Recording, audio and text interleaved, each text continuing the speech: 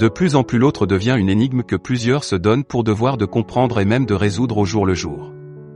De plus en plus celui qui pour nous peut être un frère, une amie, un oncle, un voisin ou un collègue, est vu comme celui sans qui tout irait à merveille. Certains vont même jusqu'à dire que l'homme est ennemi de l'homme. Beaucoup des gens trouvent en l'autre la raison de leur tristesse, de leur malheur et même de leur échec, d'autres disent du prochain être la cause de tous les maux, le célèbre Jean-Paul Sartre lui dédie même un ouvrage qu'il intitule L'enfer c'est les autres. Mais l'autre est-ce vraiment un diable ? L'autre peut-il porter le chapeau de la responsabilité des troubles sur notre parcours dans ce bas monde ? À la naissance, il y a toujours quelqu'un qui nous accueille et qui nous berce. Quelqu'un qui nous témoigne de l'amour et de l'attention, quelqu'un qui nous apprend à faire le premier pas dans la vie. Au supermarché alors que nos mains sont chargées, il y a cette personne qui nous tient la porte afin que nous puissions passer, là devant l'ascenseur alors qu'il se ferme déjà, cette personne qui met son pied ou sa main pour nous permettre de ne pas manquer l'ascenseur. Le chauffeur de taxi qui nous conduit chez moi le soir alors que je rentre du boulot. L'ami avec qui je joue au poker ou baby-fou le week-end, le correspondant avec qui j'échange des textos chaque soir partageant sourires et diverses émotions. L'autre est partout, l'autre est un frère, une mère, un oncle, un ami, un inconnu ou même un ennemi. Doit-on dire de l'autre être la raison de mon malheur ? Que serait le monde sans l'autre ?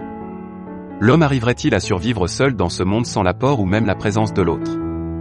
On a tout besoin de l'autre, l'autre est le meilleur reflet de Dieu à nos côtés, l'autre est le pont que Dieu a mis à nos côtés pour atteindre nos objectifs, cependant notre manière de gérer nos relations avec les autres, détermine ce que nous recevons d'eux en retour. Mais aussi, nous exigeons beaucoup aux autres, ce que nous ne sommes nous-mêmes pas à mesure de donner.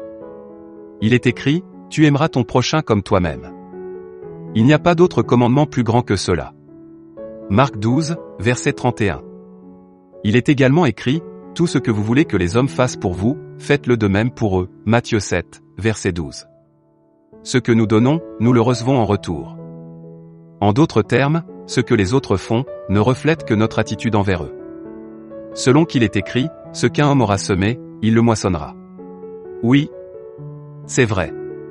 Les mauvaises personnes, pleines de haine et très mal intentionnées existent. Ceux qui sont remplis de venin et en distribuent parfois sans peser les conséquences. Ceux qui méditent gratuitement le mal contre leur prochain sans cause ni raison et qui n'hésitent à accomplir ces mauvais desseins. Mais les mauvais comportements des autres envers nous ne devraient pas nous changer mais plutôt nous rendre plus sages et nous mûrir. Nous agissons bien envers les autres non pas parce que nous attendons d'eux un quelconque bien en retour, mais nous le faisons parce que c'est dans nos gènes, c'est dans notre nature, et surtout parce qu'il écrit, aimez-vous les uns les autres. Nous sommes le dépôt de l'amour de Dieu, nous sommes des dons de Dieu pour les autres. Tout ce que Dieu a mis dans chacun de nous c'est pour que les autres en soient bénéficiaires. Il est écrit, aimez vos ennemis, bénissez ceux qui vous maudissent, faites du bien à ceux qui vous haïssent, priez pour ceux qui vous maltraitent et qui vous persécutent afin que vous soyez fils de votre Père qui est dans les cieux, car il fait lever le soleil sur les méchants et sur les bons, et il fait pleuvoir sur les justes et sur les injustes. À quoi ça servir d'haïr une personne que Dieu aime ? N'est-ce pas que ceux qui aiment sont de Dieu ?